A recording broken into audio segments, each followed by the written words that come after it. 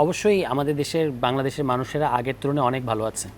মানে গত 7 মাসের আগের যে বাংলাদেশ আর এই বাংলাদেশে বিপুল পার্থক্য। এখন অন্তত আমরা আইন শৃঙ্খলা পরিস্থিতি যদি খারাপ হয় ফর দ্য টাইম বিং, আমরা বলতে পারছি যে স্বরাষ্ট্র উপদেষ্টার জন্য এটার জন্য দায়ী এবং সরকারকে আমরা চরম সমালোচনা করতে পারছি এবং বলতে পারছি যে অনেকেই দাবি তুলছেন যে স্বরাষ্ট্র উপদেষ্টার পদত্যাগ করা উচিত। এরকম কিন্তু আমরা সরকারের ভয়ঙ্কর সমালোচনা আমরা প্রায় সবাই করছে এবং তারপর আবার আমরা দেখতে পাচ্ছি যে এই সমালোচনাগুলো ধরে সরকার কাজ করার চেষ্টা করছে।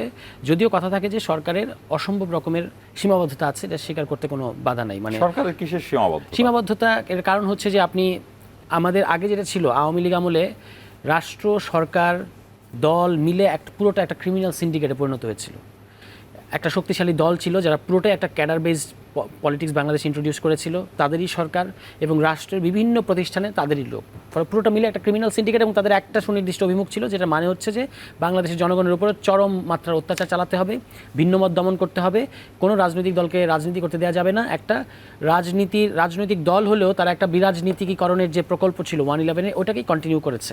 কিন্তু এখন পরিস্থিতি হচ্ছে যে একটা সরকার এসেছে যার পেছনে আসলে খুব অর্গানাইজড কোনো পলিটিক্যাল ফোর্স নাই, আবার স্টেট আসলে পুরনো স্টেট, এবং সেখানে যারা আমলাতন্ত্রের যারা আছে কিংবা স্থানীয় মাঠ প্রশাসনে যারা আছে, পুলিশ প্রশাসন, এগুলো পুরোটাই আগের, এবং পুলিশ প্রশাসন তো এখনও কোনোভাবেই বলা যাবে না যে তারা আসলে সক্রিয় হয়েছে। ফলে এখানে এখন সরকার এবং রাষ্ট্র আলাদা হয়ে গেছে। পাশাপাশি হচ্ছে এখানে রাজনৈতিক শক্তিগুলোর মধ্যে সেই ধরনের কোনো সিনক্রোনাইজেশন নাই। এই মিলে একটা অদ্ভুত পরিস্থিতি তৈরি হয়েছে, যেহেতু পুলিশ নাই এবং অপরাধ প্রবণতা বেড়ে গেছে মারাত্মক রকমের। এমনিতে এখানে বলবার কথাটা হচ্ছে যে এই ধরনের পরিস্থিতি, এরকম একটা বড় ধরনের রাপচার যখন একটা দেশে ঘটে, তখন স্বাভাবিকভাবে কিছু অ্যানার্কি বিদ্যমান থাকে।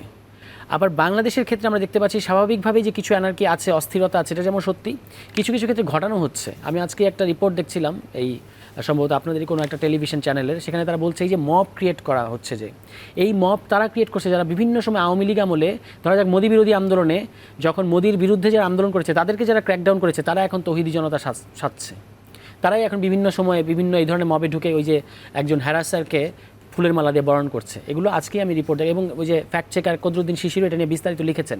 এই ব্যাপারগুলো আছে। মানে দিল্লি এবং আওয়ামী লীগ দেখাতে চায় যে বাংলাদেশে চরম মাত্রা আইন শৃঙ্খলা পরিস্থিতি খারাপ হয়েছে, এখানে হিজবুত তাহরির মহড়া দিচ্ছে, কিন্তু আওয়ামী লীগ আমলে মহড়া দেয় নাই। সুতরাং আওয়ামী লীগ আমলে আইন শৃঙ্খলা পরিস্থিতি ঠিক ছিল, মানে মানুষের মনের মধ্যে একটা ভয় ঢোকানোর চেষ্টা করছে।